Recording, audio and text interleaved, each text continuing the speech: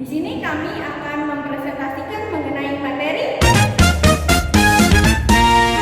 untuk memenuhi tugas mata kuliah statistik inferensial dengan dosen pengampu.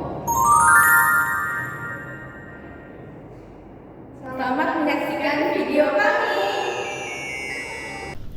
Di materi ini kita akan membahas mengenai pengujian hipotesis.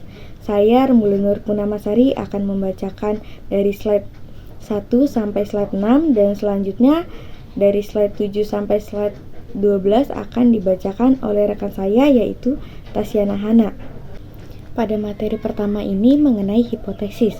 Hipotesis merupakan suatu asumsi atau anggapan yang bisa benar atau bisa juga salah mengenai sesuatu hal, dan untuk menjelaskan hal itu perlu dilakukan pengujian atau pembuktian lebih lanjut. Pada slide selanjutnya ada beberapa dasar yang dipakai untuk merumuskan hipotesis. Antara lain, yang pertama, berdasarkan pengalaman. Yang kedua, berdasarkan ketajaman berpikir. Yang ketiga, berdasarkan hasil penelitian. Dan yang keempat, yaitu berdasarkan pengetahuan yang diperoleh dari teori. Di slide selanjutnya kita membahas mengenai hipotesis nol dan hipotesis alternatif. Yang pertama, hipotesis nol. Hipotesis yang diasumsikan sebagai dasar. Ini adalah pernyataan yang ingin diuji kebenarannya. Contohnya, rata-rata waktu pengiriman produk adalah 4 hari. Selanjutnya ada hipotesis alternatif, yaitu hipotesis yang menyatakan klaim yang berbeda dari hipotesis nol. Contohnya, rata-rata waktu pengiriman produk tidak sama dengan 4 hari. Pada slide ini kita akan membahas mengenai contoh hipotesis. Judulnya mengenai pengaruh profitabilitas dan tarif pajak terhadap tax avoidance. Berdasarkan judul di atas, berikut penjelasan hipotesis penelitian. Poin pertama yaitu hipotesis utama terhadap pengaruh negatif antara tingkat profitabilitas perusahaan dengan tingkat tax avoidance. Artinya, semakin tinggi profitabilitas suatu perusahaan, semakin rendah juga tingkat tax avoidance yang dilakukan oleh perusahaan tersebut. Di poin selanjutnya yaitu hipotesis tambahan. Ya, poin pertama, terdapat pengaruh negatif antara tarif pajak yang dikenakan terhadap tingkat tax avoidance. Artinya, semakin tinggi tarif pajak, semakin rendah tingkat tax avoidance yang dilakukan oleh perusahaan.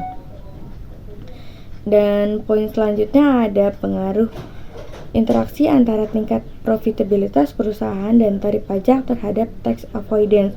Artinya, pengaruh tarif pajak terhadap tax avoidance dapat bervariasi tergantung pada tingkat profitabilitas perusahaan. Kita lanjutkan pada contoh sebelumnya. Yang ketiga ada hipotesis kontrol.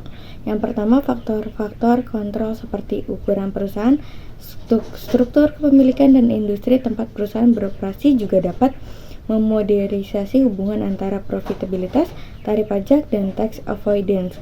Yang poin keempat ada hipotesis alternatif. Poin pertama, tidak ada hubungan antara profitabilitas dan tax avoidance. Yang kedua, tidak ada hubungan antara tarif pajak dan tax avoidance. Harapannya, penelitian ini akan memberikan pemahaman yang lebih mendalam tentang bagaimana profitabilitas dan tarif pajak dapat mempengaruhi tingkat tax avoidance di suatu perusahaan. Baik, selanjutnya pada pengujian hipotesis dikenal dua jenis kesalahan, yaitu satu, kesalahan jenis 1 adalah kesalahan akibat menolak hipotesis nol, padahal hipotesis nol benar, sehingga sesungguhnya harus diterima. Yang kedua, kesalahan jenis 2 adalah kesalahan akibat menerima hipotesis nol, padahal hipotesis nol salah, sehingga sesungguhnya harus ditolak. Lalu, pengujian hipotesis mempunyai sifat-sifat sebagai berikut. 1. Ada hubungan antara kesalahan jenis tipe 1 dan kesalahan tipe 2 memperkecil probabilitas melakukan kesalahan jenis 1, akan memperbesar probabilitas melakukan kesalahan jenis 2. Probabilitas melakukan kesalahan jenis 1 dapat diperkecil dengan menyesuaikan nilai kritis. Yang kedua, makin besar ukuran sampel, maka nilai A dan B akan makin kecil. Yang ketiga, bila hipotesis nol salah, maka nilai B akan mencapai maksimum. bila mana nilai parameter yang sesungguhnya dekat dengan nilai yang dihipotesiskan. Makin besar jarak antara nilai sesungguhnya dengan nilai yang dihipotesiskan, makin kecil nilai B. Selanjutnya, langkah-langkah yang diperlukan untuk pengujian hipotesis, yaitu 1. Tetapkan dulu rumusan hipotesis dengan tepat, baik hipotesis 0 HO dan hipotesis alternatif atau H1 apakah termasuk ke dalam uji satu arah atau uji dua arah.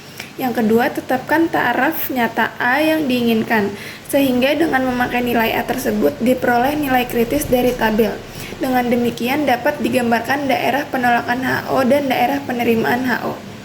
Yang ketiga, tetapkan statistik uji Z yang cocok untuk menguji hipotesis 0. Rumus statistik uji ini sangat bergantung pada parameter populasi diuji, apakah 0 sama dengan U atau 0 sama dengan P atau karakteristik populasi lainnya. Selanjutnya, pengujian hipotesis dengan sampel kecil. Yang pertama, ada pengujian parameter rata-rata dari populasi di mana tidak diketahui. Berikut adalah rumusannya.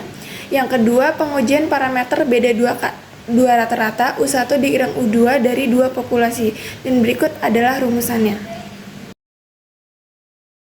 Terima kasih sudah menyaksikan video kami. Semoga yang kami berikan bermanfaat bagi kalian semua. Wassalamualaikum